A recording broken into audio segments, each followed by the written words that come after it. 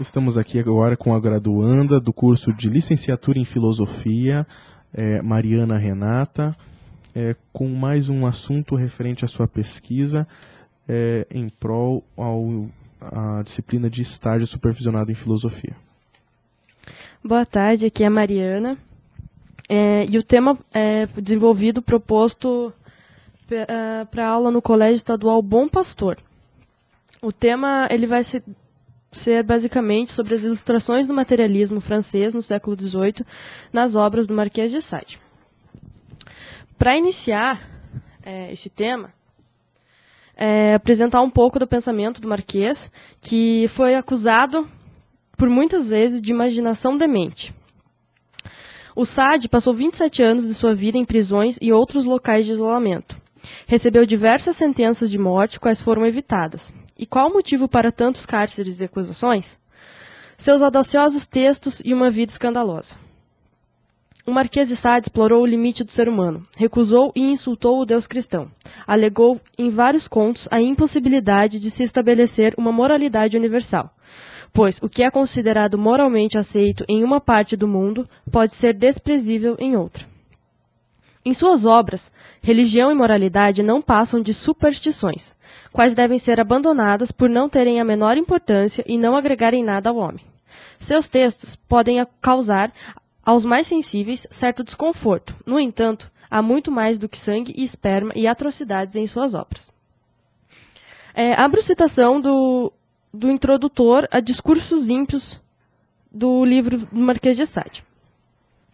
Considerar a obra do Marquês de Sade como uma mera transgressão sexual, um caso patológico, é um grande equívoco. Essa é uma crítica de viés moralista, além de ser uma visão reducionista e superficial. Sade incomodava, como continua incomodando até hoje, não porque fosse um depravado, mas porque subvertia a hierarquia dos discursos. Fecha citação. Sade contestou hábitos sociais, utilizou de contos e cenas eróticas para exaltar prazeres do corpo e ilustrar uma filosofia materialista. Levou essa filosofia materialista até as últimas consequências. Ilustrou de como as leis da natureza atuam sobre os homens, de como a crueldade não deve ser combatida por fazer parte das leis da natureza. Pois, para Sade, o homem que destrói seu semelhante é para a natureza aquilo que é para a peste ou a fome, igualmente enviadas pela sua mão. Pois a matéria é essencial às obras da natureza, necessita de mudanças e transformações. Fica então de forma clara a tradição materialista em suas obras, a natureza humana implicada em natureza material. É, portanto, necessário que se reconstrua a imagem de Sade, que a vincule com uma filosofia materialista que concebe o homem como uma máquina sensível, sendo ele, como todas suas outras formas de vida, submetido às leis da natureza. O Marquês de Sade, ele foi certamente um dos autores que percorreu o mais próximo dos limites do homem. Ele trouxe à luz tudo aquilo que as culturas e religiões se propuseram a ocultar. Sade começou a escrever suas teses de maneira ilustrativa, como era de costume nos círculos franceses. Na obra O Diálogo entre um Padre e um Moribundo, qual se ocupou das teses do filósofo Lamétrie, do qual a concepção do homem se dá enquanto máquina, e o corpo humano sendo composto de uma substância material, além de ser regido igualmente pelas mesmas leis que regem o mundo. Em Filosofia na Alcova, na obra de 1795, também ilustrou teses de outro filósofo, Etienne de Condillac, um dos principais representantes do materialismo francês do século XVIII. As obras de Etienne de Condillac remetem à natureza humana a partir de conceitos do prazer e do desprazer. Quanto ao prazer, Sade concedeu um estatuto fundamentalmente orgânico, que resulta de uma agitação intensa das fibras ou nervos, como chamou, e desse derivou toda a harmonia da máquina enquanto corpo humano. O Marquês busca esclarecer sobre o prazer o que aqueles que considerou frios e moralistas tentaram horrorizar. Os prazeres são meios pelo qual a natureza empregou para fazer com que o homem atinja metas que ela mesma traçou para ele.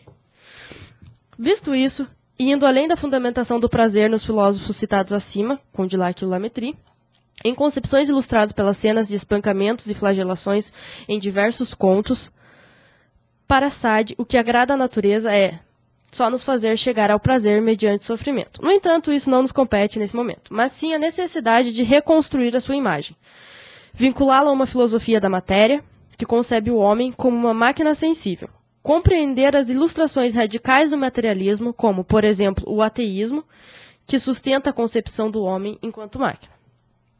Assim, reforça a existência de uma filosofia materialista em suas obras e de seu período. Uma filosofia que admite apenas a matéria como realidade, e nela o Marquês percorre as últimas instâncias do homem, sonda seus limites e leva suas teses a um extremo.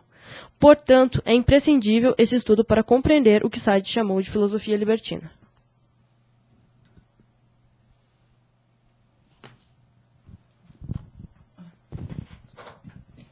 Bom, a nossa colega fez a apresentação sobre o Marquês de Sade, e eu acho assim interessante porque é um assunto que eu não tenho assim muita intimidade, desconheço quase que totalmente, mas eu fico me perguntando, e agora eu vou perguntar para ela, se ela consegue me dizer assim com um pouco mais detalhes, o do porquê ele não é considerado um filósofo. O que não ajusta, o que falta, o que faltou, por que não encaixa, por que não é aceito?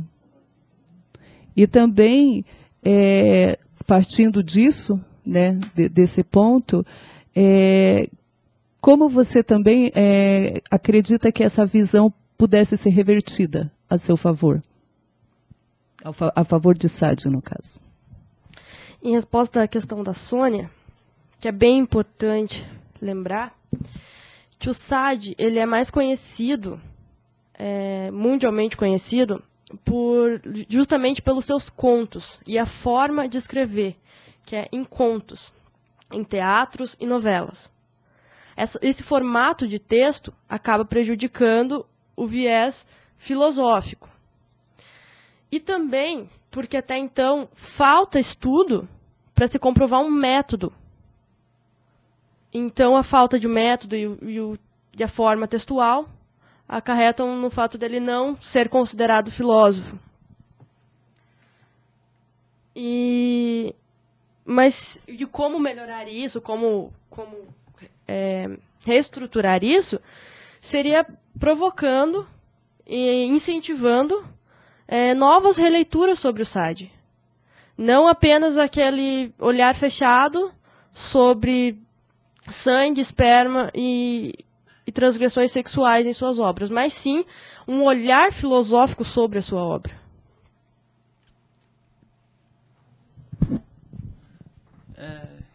Boa tarde, meu nome é Gabriel, sou da sala da Mariana. Queria saber de você, Mariana, qual que é o seu objetivo, qual que é o ponto central da sua intervenção? O que você pretende fazer com as reflexões de Sade? O que você pretende fomentar nos alunos? O que você pretende fazer com que produza disso tudo?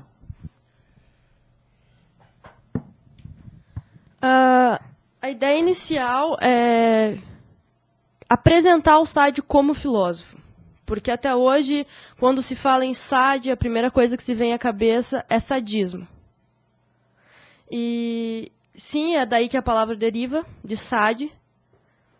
Mas a ideia inicial e principal é desvincular a imagem do Sade apenas como um transgressor sexual, mas como mas apontar nele uma filosofia de seu tempo, até porque no século XVIII era muito tradicional que se escrevessem obras em contos. Então a ideia principal para os alunos é essa, desvincular a imagem do Sade de um transgressor e mostrar para eles que existe uma filosofia materialista muito recorrente no século XVIII. Certo, Mariana. Durante a sua fala, eu consegui perceber que você mencionava Sade, que Sade mencionava a questão do homem como uma máquina sensível, correto? E dentro dessa máquina sensível, a questão do prazer como o caminho pelo qual possibilita o homem a conhecer certas situações.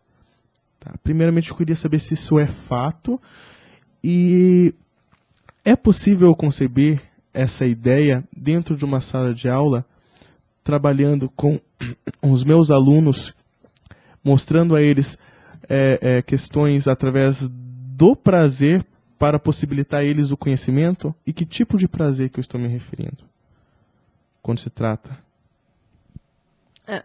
Em resposta ao Ronaldo, sim, é possível. O Marquês de Sade, ele trata o homem como uma máquina sensível. O homem o prazer se daria através de toda a musculatura. Ele também ele se apoia no filósofo Lametrie. O Lametrie é formado em medicina, que tem todo um estudo do corpo, e esse prazer se dá através da parte sensível do corpo.